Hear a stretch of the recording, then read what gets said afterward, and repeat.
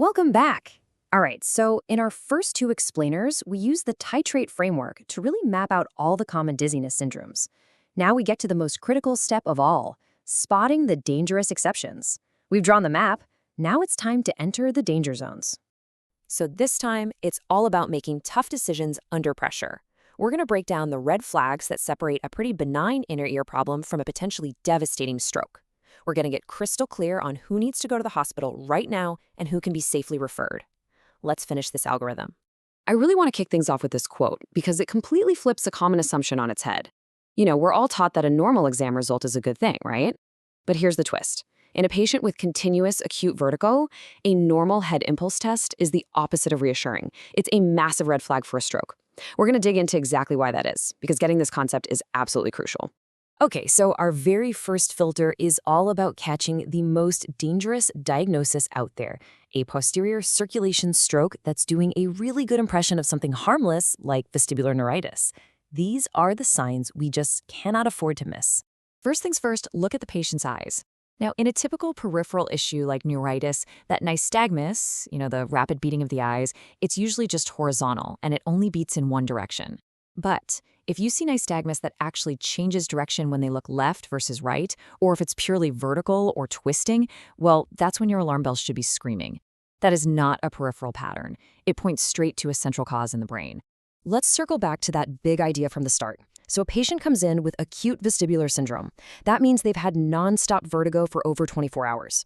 The head impulse test, well, it checks the vestibulo-ocular reflex. If that reflex is broken, it tells you there's a problem in the peripheral vestibular nerve, which is exactly what happens in vestibular neuritis. But, and this is the key, if that reflex is perfectly intact, a normal test, while the patient is spinning like crazy, well, that suggests the problem isn't in the inner ear at all. It's almost certainly in the cerebellum. So remember, in AVS, a normal HIT is a stroke flag. And here's another really important eye sign, the cover test. It's looking for any vertical misalignment of the eyes. So if you cover one eye and you see the other eye drift up or down to refocus, that's a skew deviation. It can be a subtle sign, but it is a powerful indicator of a lesion in the brainstem or cerebellum. So moving beyond just the eye signs, we have to ask about the classic hard signs of a stroke. A brand new, severe thunderclap headache is a huge warning sign. And so is any focal neurological deficit, things like double vision, slurred speech, weakness on one side of the body, or numbness and tingling. These just aren't features of a simple inner ear problem. Next up, let's talk about the idea of proportionality. Look, patients with a bad case of vestibular neuritis feel absolutely terrible, but they can usually still stand, even if they need support. On the other hand, a patient who literally cannot bear weight at all, whose balance is just completely shot, way out of proportion to how dizzy they feel, that is highly suspicious for a cerebellar stroke. This brings us to a really critical rule of thumb. If a patient shows up with sudden vertigo and hearing loss on the same side, you have to assume it's a stroke of the anterior inferior cerebellar artery, the ACI, until you can prove it's not. The ACI is the artery that supplies both the inner ear and parts of the cerebellum, which makes this specific combination a classic stroke syndrome. Now, all these key eye signs we've just talked about, the head impulse, the nystagmus, and the test of skew, they're all bundled together into one systematic exam called HINTS. The HINTS exam is your go-to, high-yield tool for telling the difference between a central cause and a peripheral one in any patient with acute vestibular syndrome. Now listen up, because this is probably the single most important clinical pearl in this entire series. In the first 24 to 48 hours after a stroke, a well-performed HINTS exam is actually more sensitive for picking up a posterior circulation stroke than an MRI scan is. I'm serious. Diffusion-weighted MRI can be falsely negative in that early window. So, what's the takeaway? Trust your clinical examination. Your hands and your eyes at the bedside are your number one triage tool, not the scanner. Okay, so we've covered the immediate neurological threats.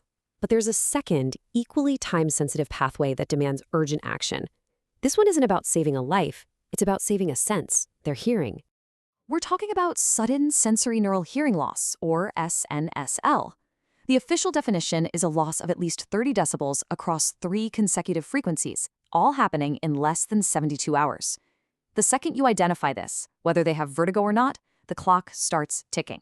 This is an urgent, same-day referral to an ENT specialist. And why? because their best shot at getting that hearing back is by starting high-dose oral steroids, ideally within that first 72-hour window. Identify, refer, treat. It's that simple and it's that urgent. So we've covered the stroke mimics and the hearing emergencies. But what about everybody else? You know, the patients who aren't in immediate danger but are still miserable with unresolved dizziness. This is where a referral to a specialist vestibular physician is the right move. Think of this as your go-to checklist for non-urgent but really necessary referrals. If you've done a structured history and a good bedside exam and you're still scratching your head, refer. If a patient has BPPD that just keeps coming back or it isn't getting better with Epley maneuvers, refer. If you're suspecting something like Meniere's disease or vestibular migraine that's going to need more complex management, or if the dizziness has just become chronic, going on for more than 3 months, it's time for specialist input. And this also covers things like persistent dizziness after a concussion and older folks who are falling. These are the cases that really need that deeper dive. And with that, our journey is complete. We started with the basic framework, then we mapped out the common syndromes, and today we've pinpointed those critical exceptions and clear referral pathways. So if you walk away with just one single thing from this entire 3-part series, please let it be this. Do not get bogged down asking patients to describe what their dizziness feels like. You know, is it spinning or swaying or lightheaded? That is a totally unreliable path. Instead, build your entire history around 2 simple axes. Timing, how long does it last? And triggers, what brings it on? That right there is the key that unlocks the diagnosis. Hey, thanks so much for joining us. For tons more resources for both clinicians and for patients, please check out our website at australiandizzinessclinics.com. And if you found this series useful, we'd really appreciate it if you'd subscribe to our channel. Thank you.